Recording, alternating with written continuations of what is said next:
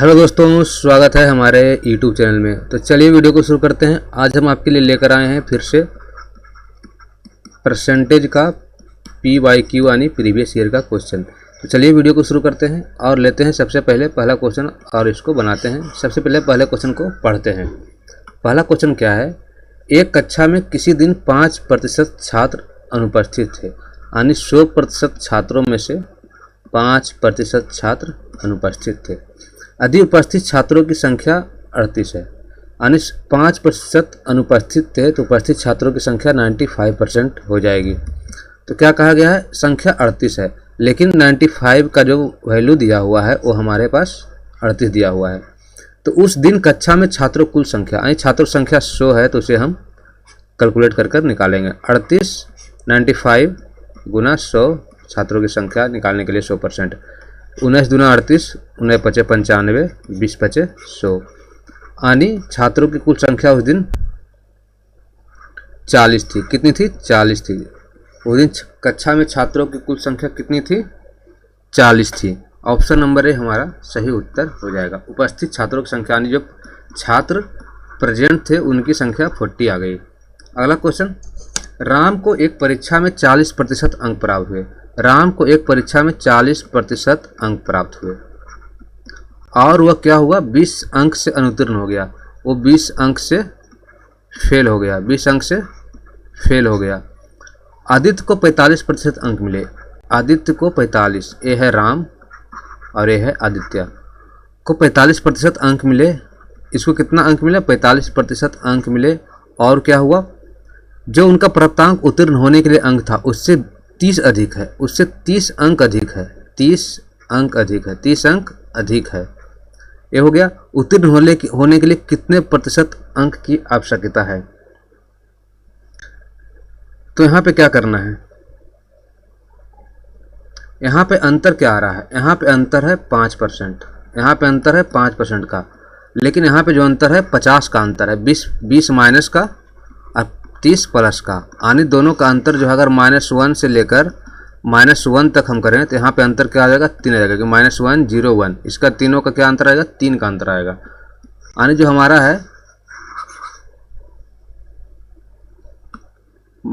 20 से लेकर 30 तक 50 का अंतर, यानी 5% का वैल्यू जो है 50 है। तो इस प्रकार हम क्या करना है, हमें 100 का वैल्यू निकालना है।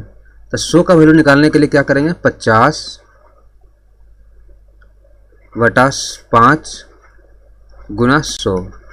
तो यहाँ पे क्या आ जाएगा? 1000, यानी टोटल जो अंक था 1000 था। अब पूछा क्या गया, उत्तीर्ण होने के लिए कितने प्रतिशत अंकों की आवश्यकता है?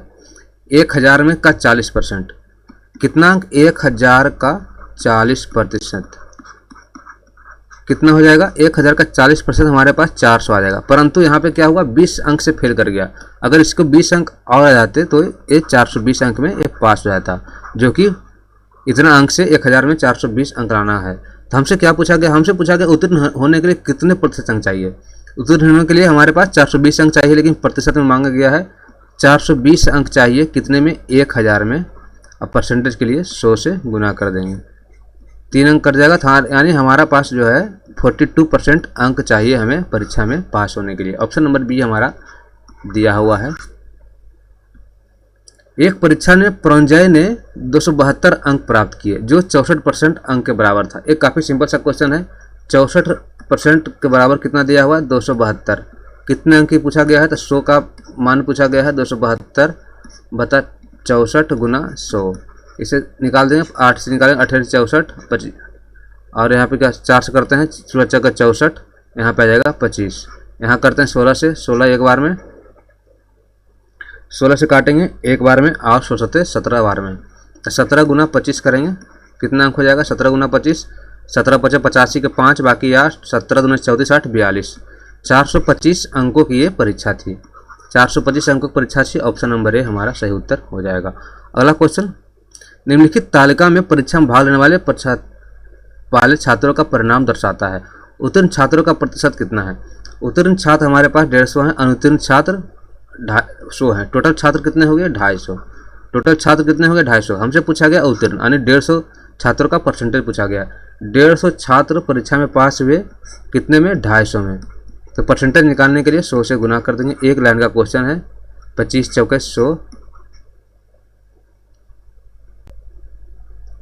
25 चौके 100, यहाँ पे 10 एक शून्य कट जाएगा, 15 चौका 60%, यहाँ पे आ जाएगा 60%। ऑप्शन नंबर बी हमारा सही उत्तर हो जाएगा। अगला क्वेश्चन देखते हैं क्या है। अगला क्वेश्चन काफ़ी अच्छा क्वेश्चन है। एक अभ्यर्थी 20% अंक प्राप्त कर 35 अंक से अनुत्तीर्ण हो जाता है, जबकि दूसरा अभ्यर्थी 50 अंक प्राप्त करके जो उत्तीर्ण होने के लिए आवश्यक न्यूनतम अंकों से 32 अधिक है। तो परसेंटेज निकालिए। तो इस क्वेश्चन को हम होमवर्क के लिए देते हैं और इसको रखते हैं, इसका नाम IMP1 इसका नाम रखते हैं, क्योंकि इस प्रकार का क्वेश्चन हमने काफ़ी सोल्व किया है हमारे पिछले वीडियो में और इस वीडियो में भी। तो इस क्वेश्चन को आप सोल्व कीजिए और हमें कमेंट बॉक्स में लिखिए इसका आंसर। अगर नहीं आ रहा है आपको तो हमें बताइए, हम फिर से इसको अगले वीडियो में सोल्व करने की कोशिश करेंगे। अगला क्वेश्चन, एक परीक्षा में दुर्वा को 70% अंक मिले। एक परीक्षा में, पहले परीक्षा में दुर्वा को क्या हुआ, 70% अंक मिला। एक अन्य परीक्षा में क्या हुआ, एक दूसरी परीक्षा थी, दूसरी परीक्षा में 25 में से क्या हुआ, 20 अंक प्राप्त हुए। यदि उसका कुल प्राप्तांक अगर टोटल ओवरऑल जो एवरेज आया उसका 78% आया, तो इसमें सबसे पहले इसका परसेंटेज निकालता है। इसमें कितना परसेंट हो जाएगा, 20/25 गुना 100, यानी इसमें इसको प्राप्त हुआ 80%, लेकिन टोटल कितना प्राप्त हुआ 78%। तो लगाते हैं यहाँ पे रेशियो का फॉर्मूला, 70 आया पहले में, दूसरे में आया 80, ओवरऑल आ गया 78। तो इसको इससे घटाएंगे, इससे घटाएंगे, 2 आ जाएगा यहाँ पे, और सॉरी यहाँ पे आ जाएगा 8,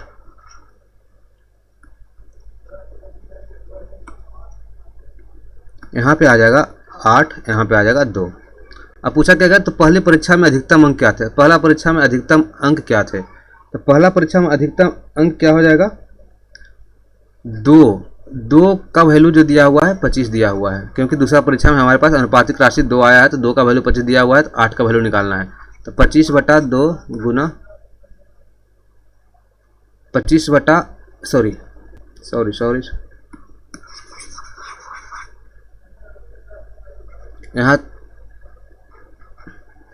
यहाँ पे थोड़ी सी मिस्टेक है, 80 में 78 जाएगा, यहाँ पे 2 आ जाएगा, यहाँ पे 8 आ जाएगा। अब ये सही है। अब दूसरी परीक्षा में हमारे पास 25 अंक थे, तो 8 का वैल्यू क्या है, 25 है। तो हमसे पूछा गया पहली परीक्षा में 2 का वैल्यू निकालना है, 25/8 गुना 2 चौके 8, 25/4 यानी 6.25।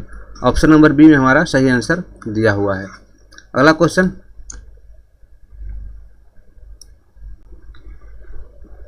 एक छात्र को संभवतः अधिकतम अंकों में से कुछ अंक प्राप्त हुए। प्रतिशत के रूप में ये 75% था, प्रतिशत के रूप में ये 75% था। यदि प्रश्न पत्र में एक अंक और जोड़ जाते, प्रश्न पत्र में एक अंक का प्रश्न और जोड़ दिया जाता, अगर उसका उत्तर सही दे देता तो उसका प्राप्तांक क्या होता, 76% हो जाता। तो परीक्षा के प्रारंभिक अधिकतम अंक क्या थे, टोटल पूर्णांक पूछा गया हमसे। क्या पूछा गया, टोटल पूर्णांक पूछा गया है। तो चलिए इस क्वेश्चन को सोल्व करते हैं।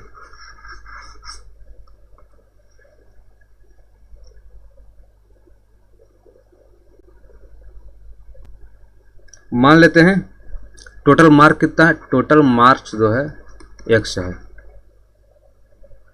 अब प्राप्त कितना किया, प्राप्त किया y, तो y/x कितना है, 100 में 75 है, 100 में 75 है। तो क्या हो गया, y/x बराबर क्या होगा, 100 में 75 यानी 25 25 चौका 100, यानी y/x हमारे पास 3/4 है। उसके बाद क्या हुआ, एक प्रश्न का उत्तर दे दिया, एक प्रश्न जोड़ दिया गया जो कि सही था, तो इससे क्या हुआ, 76/100 हो गया। तो क्या हो गया, यहाँ पे y का वैल्यू हम पुट कर देंगे। y का वैल्यू पुट करने पर 3x/4 + 1, ये 4 है, x + 1 बराबर 76/100। अब इसको सोल्व कर लेते हैं हम। इसको सोल्व करेंगे तो 1 4 नीचे आ जाएगा, 4 से 1 कट जाएगा, 25 से हो जाएगा, तो हो जाएगा 3x + 1/x + 1 बराबर 76/25। तब तक ये 4 से हम गुना भी कर लेंगे इसको, तो क्या हो जाएगा, 25 75 + 100, यहाँ पे x है, = 76x + 76। यानी x बराबर क्या हो जाएगा 24 आ जाएगा। x बराबर क्या आ जाएगा हमारे पास, x बराबर 24 आ जाएगा। ऑप्शन नंबर ए हमारा सही उत्तर हो जाएगा। फिर से इस क्वेश्चन को बनाते हैं, अगर आपको समझने में दिक्कत हुई तो जल्दी सॉल्व करते हैं इस क्वेश्चन को।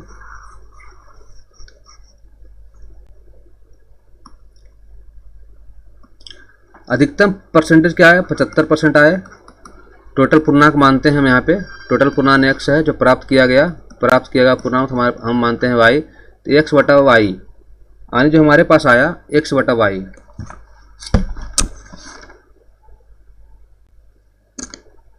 हमारे पास x बटा वाई कितना है 100 बटा 76 है, यानी y बटा x अगर मान लें यानी 76 बटा 100 है, यानी क्या हुआ 100 में से 76 अंक प्राप्त हुए। तब क्या हो जाएगा यहाँ पे y का वैल्यू क्या हो जाएगा 76x बटा 100। इसको काटते हैं हम, यहाँ पे 75 है, सॉरी बार बार गलत हो रहा है यहाँ पे, इसको सोल्व करते हैं। टोटल पूर्णांक क्या है x है, प्राप्त किया गया y है, तो y बटा x क्या हो जाएगा 75 बटा 100 हो जाएगा, जो कि आता है 3 बटा 4, जो कि आएगा 3 बटा 4। अब क्या कहा गया यहाँ पे, एक अंक क्या y प्लस 1 को सही उत्तर दिया गया और प्राप्तांक में भी एक अंक जोड़ा गया, तो क्या हो गया 76 अंक प्राप्त हुआ 100 में। तो यहाँ पे क्या हो जाएगा, यहाँ पे आ जाएगा हमारा y का वैल्यू हम पुट कर देंगे, तो y का वैल्यू यहाँ से अगर निकाला जाए तो y का वैल्यू हो जाएगा 3x/4, तो 3x बटा 4 प्लस 1 बटा x प्लस 1 बराबर 76 बटा 100। अब यहाँ से x का वैल्यू निकालेंगे तो क्या हो जाएगा 3x प्लस 4 बटा x प्लस 1 बराबर 76 बटा 25। 25 क्यों हो जाएगा, इसको 4 से हम इसको 25 से काट देंगे तो क्या आ जाएगा, यहाँ पे आ जाएगा 75x प्लस 100 बराबर 76x प्लस 76। इसको हम सोल्व करेंगे तो x बराबर क्या आ जाएगा हमारा 24 आ जाएगा। ऑप्शन नंबर ए में हमारा 24 दिया हुआ है। अगला क्वेश्चन, एक परीक्षा में उत्तीर्ण होने के लिए आवश्यक न्यूनतम अंकों का प्रतिशत 38% है। पास होने के लिए न्यूनतम अंक चाहिए 38%। अधिकतम अंक 750 है। किसी विद्यार्थी को परीक्षा में उत्तीर्ण होने के कितना अंक चाहिए। तो काफ़ी सिंपल सा क्वेश्चन है। 750 का हम 38% निकाल देंगे, इससे काट देंगे। 5 दूना 10, 15 बचे 75, ये हो जाएगा 19। 19 गुना 15 जितना भी आएगा हमारा सही उत्तर हो जाएगा। 90 95 5 बाकी 9 9 9 9 18 285 हमारा सही उत्तर हो जाएगा। अगला क्वेश्चन, कक्षा 10 के छात्रों के लिए एक परीक्षा में आयोजित की गई 96% छात्र पास हुए और 50 असफल रहे। कितने छात्र उपस्थित थे। 96% पास हुए यानी 4% असफल रहे। 4 का जो वैल्यू दिया हुआ है 50 दिया हुआ है, तो 100 का वैल्यू निकालना है मुझे। 100 का वैल्यू 50 बटा 4 गुना 100।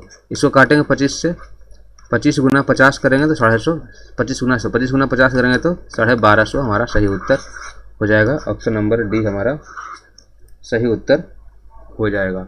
1250 हमारा सही उत्तर आ जाएगा। अगला क्वेश्चन देखते हैं। दीक्षा ने एक परीक्षा में 58% अंक प्राप्त किए। दीक्षा ने एक परीक्षा में 58% अंक प्राप्त किए, जिसके अधिकतम अंक 450 थे, तो उसे कितने अंक प्राप्त हुए। काफ़ी सिंपल सा क्वेश्चन यहाँ पे आ गया है। 450 का 58% फिर से निकालेंगे, जो भी आएगा हमारा उत्तर आएगा। 5 दूना 10, 5 45 29, 29 गुना 9 जो भी आएगा 29 गुना 9 आ जाएगा 9 9 81 के 8 18 8 26 261 हमारा सही उत्तर आ जाएगा। Option number B. अगला क्वेश्चन, 60 छात्रों की एक कक्षा में 60% लड़के हैं। 60 छात्रों की एक कक्षा में बॉयज की जो संख्या है 60 का 60% कितना आ जाएगा। 60 का 60% हमारा यहाँ पे 36 आ जाएगा। अब क्या कहा गया है, यदि 25% लड़कियाँ साइकिल द्वारा जाती है, तो 60 में से 36 अगर लड़के हैं तो लड़की कितनी हो जाएगी, ये हो जाएगी 24। 24 का जो 25% लड़कियां हैं साइकिल से जाती है, 25 चौका 100, 4 छक 24, यानी 6 लड़कियां जो है हमारे पास, 6 लड़कियां साइकिल चलाती है। तो पूछा गया जो साइकिल नहीं चलाती है। अगर 6 लड़कियां साइकिल चलाती है तो 18 लड़कियां साइकिल नहीं चलाती है, तो उसका परसेंटेज निकालेंगे हम 18 बटा 24 गुना 100। छत्ती 18, 6 चौका 24, 25 चौका 100 यानी 75%। परंतु यहाँ पे 75 हमसे पूछा नहीं गया जो साइकिल से स्कूल नहीं आते। तो ऑप्शन नंबर सी हमारा सही उत्तर हो जाएगा, क्योंकि 24 में से 6 लड़कियाँ साइकिल चलाती है, तो नहीं चलाने वालों की संख्या क्या हो जाएगी, 18 हो जाएगी। ऑप्शन नंबर सी हमारा सही उत्तर हो जाएगा। इसे निकालने की कोई ज़रूरत नहीं थी, हमने निकाल दिया, लेकिन इसको निकालने की कोई ज़रूरत नहीं थी। अगला, एक छात्र ने 6 विषयों में से 470 अंक प्राप्त किए। यदि प्रत्येक विषय अंक 100 है तो उसके अंकों का प्रतिशत 100 है प्रत्येक का, 6 का क्या हो जाएगा, 100 गुना 6 यानी 600 हो जाएगा। 6 विषय में 470 अंक प्राप्त किए, 470 बटा 600 गुना 100। 2 शून्य से 2 शून्य काट देंगे, तो यहाँ से भागा देंगे, इसको काटेंगे तो 6 7 42, 7 5 बचेगा, 6 48, 6 उसके बाद हो जाएगा 6 18, 78.33 ऑप्शन नंबर सी में दिया हुआ है। अगला क्वेश्चन, किसी परीक्षा में चरण ने 54 अंक प्राप्त किए जो कुल अंकों का 72% था, यानी 72% का वैल्यू 54 दिया हुआ था। 100 का वैल्यू काफ़ी सिंपल सा क्वेश्चन आज है। 54 बटा 72 गुना 100 काटते हैं, 9 6 54, 9 8 72, 4 दूनी 8, 25 चौका 100, 2 तिया 6 यानी 75% अंक उन्होंने परीक्षा जो था हमारा 75 अंकों का परीक्षा हमारा था। कितने अंकों था परीक्षा हमारा था, 75 अंकों का हमारा परीक्षा था। क्या किया हमने, किसी परीक्षा में 54 अंक प्राप्त किए जो कि 72% अंक के बराबर था। तो 72 का बराबर हम कहिए 54 के बराबर हमें 100% निकालना था, 100% निकालना था तो हमें 75 अंक के बराबर प्राप्त हुआ। अगला क्वेश्चन,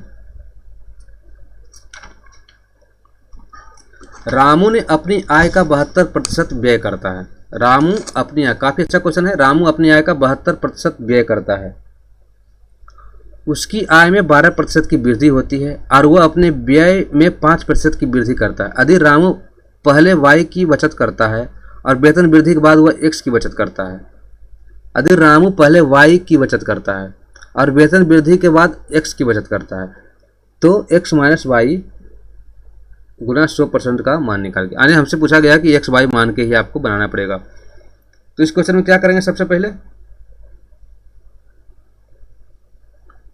इस क्वेश्चन में 100 मान लेंगे। जो आय हमारा है शुरू का वो क्या करेंगे, 100 मान लेंगे। तो हमारा जो इसका जो रामू का जो खर्च आ जाएगा 72%, यानी 72 रुपये खर्च करता है। तो बचत कितना करता है ये, रामू जो बचत करता है 28 रुपये बचत करता है। अब क्या करेंगे, पहले का यहाँ पे लिखा गया है, पहले का y और बाद का बचत जो है, बाद का बचत जो है x माना गया है।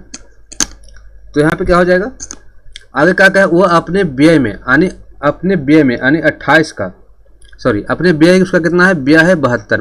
व्यय में क्या करता है 5% की वृद्धि करता है, परंतु उससे पहले इसका आय जो है 12% बढ़ जाता, नहीं 100 में 12% बढ़ जाता, नहीं 112 रुपये हो जाता है। और उसने क्या किया, 72 में 5% की वृद्धि किया, यानी 112 में जो व्यय उसका था उसमें 5% की वृद्धि किया। व्यय कितना था, 72 रुपये था पहले का, उसमें से ये 5% की वृद्धि करता है, यानी 105 हो जाएगा। यहाँ पे इसको 100 से गुना करेंगे, 18 चौका 72। तो यहाँ पे क्या हो गया, वहाँ पे क्या बोला गया, अगर वह अपने व्यय में 5% की वृद्धि करता है। पहले का व्यय जो है 72 था, उसमें 5% की वृद्धि कर दिया गया। तो पहले 72 था, अब 5% की वृद्धि कर गया तो 105 हो गया। 105 बटा 100 हो जाएगा। वहाँ पे 4 से काटेंगे 18 बार में, यह हो जाएगा 25। यहाँ से काटेंगे 5 बार में, यहाँ हो जाएगा 21। अब इसको गुना हम करेंगे अगर, तो आ जाएगा 378 बटा 5, जो कि आता है हमारे पास 75.6 आएगा, 75.6 आएगा। अब क्या, आय बढ़ने के बाद वो इतना खर्च कर पाता है, कितना, 75.6 रुपये वो खर्च कर पाता है। तो टोटल अंतर क्या हो जाएगा, बचत कितना इसका होगा, बचत जो होगा 112 में से 75.6 का खर्च होता है, तो बचत कितना होगा, 36.4 का बचत हो जाएगा। क्या हो जाएगा, 36.4 का यहाँ पे बचत यहाँ पे इसका हो जाएगा। अब हमसे क्या पूछा गया है, वह x की बचत करता है, तो x माइनस वाई। तो y क्या हो गया, y जो पहले का बचत था 28 रुपया था, इसको y कहा गया है और इसको x कहा गया है। तो हमसे पूछा गया x माइनस वाई, यानी 36.4 माइनस 28 बटा 36 बटा 28 गुना 100, इतना परसेंट हमसे निकालने के लिए बोला गया है। इसको सोल्व करेंगे, इसको इससे घटाएंगे तो कितना आ जाएगा, इसको इससे घटाएंगे तो 8/28 गुना 100, 8.4 आ जाएगा यहाँ पे गुना 4। इसको जब सोल्व करेंगे तो आ जाएगा यहाँ पे 30%। 30% कैसे आएगा वो भी आपको दिखा देते हैं हम बताकर। यहाँ पे आ जाएगा 10, 38 आ जाएगा 84, यहाँ से 10 से 10 बार में कट जाएगा तो आ जाएगा 30%। काफ़ी सिंपल सा क्वेश्चन, 30% हमारा सही आंसर हो जाएगा। बस हमें क्वेश्चन समझने की ज़रूरत थी। अगला क्वेश्चन सेम इसी प्रकार का क्वेश्चन आपके लिए लेके फिर से लेकर आए हैं। अगला क्वेश्चन, रमन की आय 45,000 रुपये है। इसमें इस प्रकार अभी पिछले क्वेश्चन में क्या था, आय नहीं दिया गया था तो हमें 100 मानना पड़ा। अब इसमें क्या दिया गया, आय दिया गया है जो कि 45,000 रुपये है। वो अपनी आय से 12.5% की बचत करता है। यदि उसकी आय में 18% की वृद्धि आती है और व्यय में 20% की वृद्धि आती है तो उसकी बचत कितने होगी। तो उसका बचत कितने का होगा, उसका बचत हम निकालेंगे। फिर 100 मान लेते हैं, 45,000 को हम भूल जाते हैं। उस प्रकार निकाल सकते हैं हम, जो कि काफ़ी कैलकुलेटेड होगा। फिर से 100 मानते हैं, 45,000 की जगह हम 100 मान लेते हैं। 100 था तो बचत कितना कर पा रहा था, वो बचत कर पा रहा था 12.5, बचत वो कर पा रहा था 12.5 रुपये का। ये हो गया। तो व्यय कितना हुआ, यहाँ पे इसका व्यय कितना हो जाएगा, 87.5 का इसका व्यय हो जाएगा। अब कहा गया उसकी आय में वृद्धि हो जाती है, कितने परसेंट की, 18% की। यानी वृद्धि होने के बाद क्या हो गई, 18% की वृद्धि हो जाएगा। जो पहले 100 था वो हो गया 118 रुपये। उसकी आय कितनी होगी, 118 रुपये। परंतु उसने क्या किया, व्यय में 20% की वृद्धि कर गई। तो जो पहले व्यय था 87.5 रुपये जो व्यय था, अब बढ़कर हो गया 120% वो बढ़ा दिया, यानी 20% बढ़ा दिया तो 120 हो गया। तो उसमें क्या हो जाएगा, ये यहाँ पे 1 जीरो और आएगा, 1 शून्य से 1 शून्य काटेंगे, 4 तिया 12, 25 चौका 100, 25 तिया 75, तो आ जाएगा यहाँ से 12, 25 25 25 से। तो यहाँ पे आ जाएगा हमारा 105 रुपया। अब उसका खर्च कितना होने लगा, 105 रुपया। पहले खर्च कितना था, 87.5 रुपीज़ कितना था। तो इसका बचत कितना हुआ, वृद्धि होने के बाद 118 में 105 घटा दीजिए तो इसको 13 रुपये की बचत होने लगी। अब जो पहले थी 12.5 रुपये की। तो हमसे क्या पूछा गया है, तो उसकी बचत में कितनी वृद्धि हुई। बचत में कितनी वृद्धि हुई, पहले 12 रुपये 50 पैसा था, अब 13 रुपया हो गया। तो बचत जो हमारा हो गया 0.50, यानी 50 पैसे की ज़्यादा बचत होने लगी। तो हमसे पूछा गया कितने रुपये की वृद्धि हुई।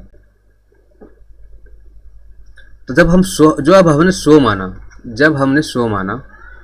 अब यहाँ पे आता है, जब हमने 100 माना तो उसको बचत कितना होने लगा, 0.50 का। हमारे उसके पास कितने रुपये थे, 45,000 रुपये थे। तो उसका बचत कितना होगा, इस अनुसार उसका बचत भी होगा 100 गुना 45,000। यहाँ पे इसको इधर से लिखते हैं, थोड़ा सा जगह की कमी हो गई यहाँ पे, इसको यहाँ पे लिखते हैं। तो 45,000 में कितने की बचत हुई, 45,000 में इसको बचत हुआ 0.50 बटा 100 गुना 45,000 गुना 45,000।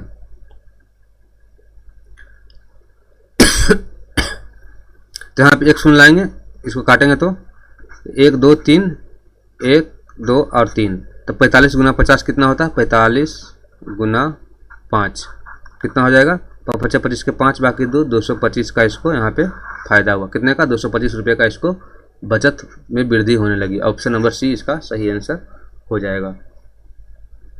तो ये था हमारा लास्ट क्वेश्चन। कैसा लगा हमारा वीडियो, हमें कमेंट बॉक्स में लिखिएगा ज़रूर। हमारे चैनल को सब्सक्राइब कीजिए, वीडियो को लाइक कीजिए। मिलते हैं अगले वीडियो में, तब तक के लिए जय हिंद।